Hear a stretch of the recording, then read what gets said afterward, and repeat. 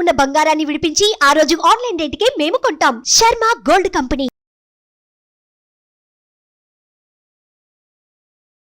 నమస్తే మేడం. నమస్తే అమ్మా. కుంభరాశి వారికి అసలు ఏ విధంగా ఉండబోతుంది, ఎటువంటి పరిహారాలు పాటించాలి అంటారు? మన కుంభరాశి వారికి కనుక చూస్తే వీరు కూడా ఏళ్ళనాటి శని ప్రభావంలోనే ఉన్నారు. దాంతోపాటు మనకి ఇక్కడ గురువు గారి మార్పు కూడా ఉంది. అయితే గురువు గారు మారుతూ ఆయన ఏం చేస్తున్నారంటే చక్కగా రాహుతో పాటు కూర్చుంటున్నారు. కాబట్టి ఇక్కడ ప్రాబ్లమ్స్ ఉంటాయి. ప్రాబ్లమ్స్ అసలు ఏమీ ఉండవు, చాలా హ్యాపీగా ఉంటారు అని చెప్పడానికి లేదు. కానీ రెండు విషయాలను మనం మనసులో పెట్టుకోవాలి. ఒకటి ఏంటి అని అంటే, ఎప్పుడైనా ఒక ప్రాబ్లం వస్తే దానికి రిలీఫ్ కూడా మనకి ఏదో ఒక రకంగా కనపడుతుంది. ఓకేనా? సో ఇప్పుడు సపోజ్ పెళ్లి సంబంధాలే చూసుకుంటున్నాం. పెళ్లి చేసుకోవాలన్న ప్రయత్నం చాలా చక్కగా ఈ రాశి వారిలో కనపడుతోంది. అలాగే సంబంధాలు కూడా చూసుకుంటారు. ఎక్కడెక్కడ సంబంధాలో చూస్తాం, మనకి నచ్చినవి రాకపోవచ్చు, కుదరకపోవచ్చు. అలాంటప్పుడు ఈ సెప్టెంబర్ అక్టోబర్ తర్వాత నుంచి వీళ్ళకి ఎలా ఉంటుందంటే తెలిసిన సంబంధాలు రావచ్చు. ఎవరైనా ఫ్రెండ్స్ సిఫారసు చేయొచ్చు, మనకి తెలిసిన వాళ్ళే అవ్వచ్చు, కుటుంబంలోని వాళ్ళు అవ్వచ్చు. కాబట్టి ఇలాంటివి జరిగేందుకు ఎక్కువ ఛాన్సెస్ ఉంటాయి. అంటే ఒక నెగటివ్ జరుగుతుంది. ఒకటి సంబంధాలు రాలేదు, కుదరలేదు, నచ్చలేదు. సంబంధాలు కుదురుతాయి, నచ్చుతాయి. ఎలాంటివి అని అంటే ఇలాంటివి, ఎవరైనా మనకి చెప్పినవి, అవి మనకి కుదిరేందుకు అవకాశాలు ఉంటాయి. ఆర్థికంగా అనుకూలత డెఫినెట్గా ఉంటుంది. చిన్న చిన్న చేంజెస్ ఉన్నాయి, బట్ ఆ చేంజెస్ గురించి భయపడక్కర్లా. అట్లీస్ట్ సెప్టెంబర్ నుంచి జనవరి వరకు ఆర్థికంగా అనుకూలత, వృత్తిపరంగా అనుకూలత, అన్ని విషయాలలోనూ మాట తీరులో అనుకూలత, ప్రవర్తనలో అనుకూలత, ఆరోగ్యపరంగా అనుకూలత. అట్లా ఏంటంటే మనం ఏది కోరుకుంటున్నామో, ఎలాంటి జీవితం కావాలని కోరుకుంటున్నామో అలాంటివన్నీ కూడా సెప్టెంబర్ నుంచి అనుకూలంగా ఉంటాయి. అదేమిటి ఏప్రిల్లో మారుతుంటే సెప్టెంబర్ గురించి మాట్లాడుతున్నాం అని మీరు అనుకోవచ్చు. ఇక్కడ మార్పు రాహుతోటి ఉన్నప్పుడు ఏమైపోతూ ఉంటుందంటే, ఇందాక నేను చెప్పాను చూసారా, చూస్తున్నాము కానీ ఏవి అనుకూలించట్లా. అందరూ స్నేహితులే కానీ ఎవరు మనకి ఇబ్బంది పడుతున్నారో తెలియట్లేదు. పనులన్నీ చేస్తున్నాం కానీ ఏ పని అవ్వటం లేదు. ఇలాంటి ఆలోచనలు, ఇలాంటివన్నీ మనకి ఏప్రిల్ నుంచి సెప్టెంబర్ వరకు ఉంటాయి, లేకపోతే అక్టోబర్ నవంబర్ వరకు ఉంటాయని కూడా చెప్పుకోవచ్చు. ఆ తర్వాత నుంచి అనుకూలంగా ఉందన్నమాట. అందుకని నేను అలా చెప్పడం జరిగింది. కాబట్టి ఏప్రిల్ నుంచి అక్టోబర్ వరకు ఉద్యోగ వ్యాపారాలలో తీసుకున్న మార్పులు కానీ చేర్పులు కానీ, చేరుతున్న ఉద్యోగాలే కానీ అవి అంత హ్యాపీనెస్ని ఇవ్వవు.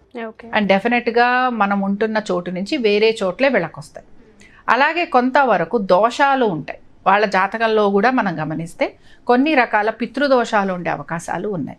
కాబట్టి వీళ్ళ జాతక పరంగా పితృదోషాలు ఉన్నా అది కూడా ఇక్కడ మనకి ఈ ట్రాన్సిట్లో గనక కలిస్తే, ఈ గోచారాల్లో కలిస్తే వాళ్ళందరూ కూడా పితృదోష పరిహారాలు చేయించుకోవాలి. తండ్రి గారికి కానీ తల్లి గారికి కానీ అనారోగ్యం ఉండటం, సంతానానికి తరచుగా అనారోగ్యం కలగటం, ప్రతి పనిలోనూ ఆలస్యం కలగటం, మనం తీసుకున్న డెసిషన్స్ రాంగ్ అవ్వటం, ఇలాంటివన్నీ కూడా నవంబర్ వరకు ఉంటాయి. కాబట్టి నవంబర్ లోపల వీళ్ళు చేయాల్సిన పరిహారాలలో ముఖ్యంగా ఇప్పుడు నేను చెప్పింది పితృదోష పరిహారం. ఓకే, సో ఈ పరిహారాన్ని అసలు ఏ విధంగా చేయాలి అంటారు మేడం? పితృదోష పరిహారానికి వాళ్ళ జాతకంలో ఉన్నప్పుడు మంచి రోజు అది తీసుకొని పితృదోషానికి సంబంధించి పరిహారాలు చేస్తాము. సరే, అనేక రకాల పరిహారాలు ఉన్నాయి. దోషాన్ని బట్టి పరిహారం చెప్పడం జరుగుతూ ఉంటుంది. ఇప్పుడు ఇక్కడ ఇంకా ఏమైనా గ్రహాలు కలిశాయి అనుకోండి, ఇంకా ఏమైనా కొన్ని గ్రహాలు వాళ్ళ జాతకంలో కలిసినప్పుడు ఆ గ్రహం కలిసిన దానికి సంబంధంగా మనకు అక్కడ అనుభవం వస్తూ ఉంటుంది. కాబట్టి ఏంటంటే దోషము అనేది ఇక్కడ మనకి కనపడుతోంది. Relationship with the parents suffer అవుతూ ఉంటుంది. దానికి కారణం ఇంకోటి కూడా ఉండొచ్చు. ఒకటి, మీరు దూరంగా ఉండటం, మీరు ఆ సమయానికి తల్లిదండ్రులతోటి గడపలేకపోవటం. అమ్మా నాన్న మీద ప్రేమ ఉండుంటుంది కానీ అది మీరు ఎక్స్ప్రెస్ చేయలేకపోవటం, లేదా వాళ్ళతోటి మీకు ఏమైనా మిస్అండర్స్టాండింగ్స్ రావటం, ఇలాంటి అనేక కారణాలతోటి తల్లిదండ్రులతోటి దూరంగా ఉండేందుకు అవకాశాలు ఉంటాయి వీళ్ళకి. ఒక రీజన్ అని చెప్పడానికి లేదు, చాలా కారణాలు ఉండొచ్చు, కానీ అలాంటివి కొన్ని మనకి ఇక్కడ కనపడుతున్నాయి. కాబట్టి పితృదోష నివారణ చేయించుకోవటం ఈ రాశి వారికి ఈ సంవత్సరంలో అక్టోబర్ లోపల చాలా అవసరం. ఎస్పెషల్లీ శతభిష నక్షత్రం వారికి, ఈ రాశిలో ఉన్న వారికి ఏ విధంగా ఉంటుంది అంటారు మరి? ఈ నక్షత్రం వారికి, శతభిష నక్షత్రం వారికి ఇప్పుడైతే బాగానే ఉంది, కానీ మారిన తర్వాత మాత్రం ఆర్థికంగా అనుకూలత అనేది ఇస్తోంది. అయితే వీరు మాట్లాడేటప్పుడు జాగ్రత్తగా ఉండాలి, లేకపోతే ఇబ్బంది పడిపోతారు. కుటుంబ సభ్యులతోటి చాలా పొరపచ్చాలు వచ్చే అవకాశాలు ఉంటాయి. కాబట్టి ఏంటంటే ద్వితీయ రాహు ఎప్పుడూ కూడా కుటుంబ సంబంధాలతోటి, మాటలతోటి, ఆరోగ్యానికి సంబంధించి కొంచెం ఇబ్బందిని కలిగిస్తాడు. అందుకని వీళ్ళు మాత్రం మహామృత్యుంజయ మంత్రం చదవాలి. శివాభిషేకం చేయించుకోవటము, మహామృత్యుంజయ మంత్రం చదవటం చక్కటి రిజల్ట్స్ని ఇస్తుంది వీళ్ళకి. ఓకే, పీస్ ఆఫ్ మైండ్ కోసం, ఎందుకంటే కొంత మిస్కమ్యూనికేషన్స్ ఎక్కువగా ఉన్నాయి కాబట్టి ఏం చేస్తే మంచిది అంటారు? ఇంట్లో ఉండి దానాలు కానివ్వండి, లేకపోతే మనం ఎక్కువ అష్టోత్తరాలు చెప్తుంటాం, జపాలు చెప్తుంటాం, కాబట్టి ఏం చేస్తే మంచిది అంటారు? అమ్మ, ఇది ఒక గురువు గారిని సంపాదించుకోవాలమ్మా. మన జాతక చక్రాల్లో కొంతమందికి గురువులే వచ్చి చెప్తూ ఉంటారు. ఇప్పుడు రామకృష్ణ పరమహంస గారి ఒక జీవిత కథను మనం విన్నా ఆయన దగ్గరికే ఆయన సాధనకి ఎంతో మంది గురువులు వచ్చి ఆయనకి చెప్పటం జరిగింది.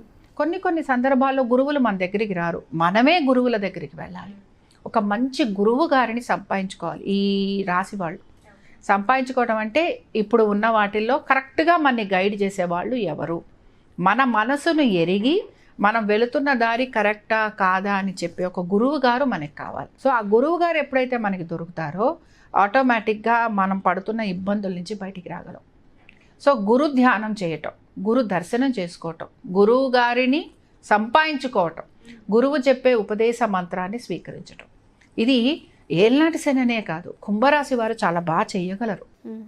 కుంభం అంటేనే చాలా గుప్తంగా ఉంటారు కాబట్టి ఆ రాశి వారిలో ఉన్న గొప్పతనం అది. వాళ్ళు ఏంటంటే సీక్రెట్స్ని బాగా దాచగలరు. సో నువ్వు ఎప్పుడైతే సీక్రెట్ దాచగలవో నీ ఆచరణకి కూడా నువ్వు అంత బాగా దాన్ని పట్టుకోగలవు. కాబట్టి ఏంటంటే ఒక మంచి గురువు గారిని పెట్టుకోవడం, గురువు గారు చెప్పిన విధంగా నడుచుకోవటం, మంచి పనులలో ఆసక్తి చూపించటం. నా జీవితం ఇలా అయిపోయింది ఏంటి అని అనక్కల్లా, మనిషి ఒక్కడే ఏ ఇబ్బంది వచ్చినా ఏ కష్టం వచ్చినా తట్టుకుని నిలబడేవాడు ఆ మనిషి ఒక్కడే. కాబట్టి ఆ మనిషి ఎప్పుడు కూడా నిరాశ చెందకూడదు. లాస్ అయిపోయాను అంటే నువ్వు ఎన్నిసార్లు నెగటివ్ లాస్ అంటావో నీకు లాసే జరుగుతుంది కానీ ప్రాఫిట్ రాదు. సో ప్రాఫిట్ రావాలి అని కోరుకోవాలి, పాజిటివ్ మైండ్ కలిగి ఉండాలి. ఇప్పుడు మనం మేనిఫెస్ట్ అంటుంటామే, సేమ్ ఇదనమాట, కాన్సెప్ట్ సేమ్. మేనిఫెస్టేషన్ ఏదైనా జరగాలి అని అంటే నువ్వు ముందర పాజిటివ్గా ఉండు, పాజిటివ్ ఎనర్జీని తీసుకో. సో నీ చక్ర యాక్టివేషన్ చేసుకో అంటారు. అందుకని ఏమంటారు, మెడిటేషన్ చెయ్యి అంటారు. మెడిటేషన్ ఎందుకు చేయాలి? మన సప్త చక్రాలు యాక్టివేట్ అయ్యాయి అని అంటే ఆటోమేటిక్గా మన నెగిటివ్ ఎనర్జీని దూరం చేసేస్తాం. అది ఈ రాశి వారు ఫాలో అవ్వాలి. Thank you ma'am, thank you so much. నమస్తే. సుమన్ టీవీలో మీ పర్సనల్ అండ్ బిజినెస్ ప్రమోషన్స్ కోసం కింది నెంబర్కి కాంటాక్ట్ చేయండి.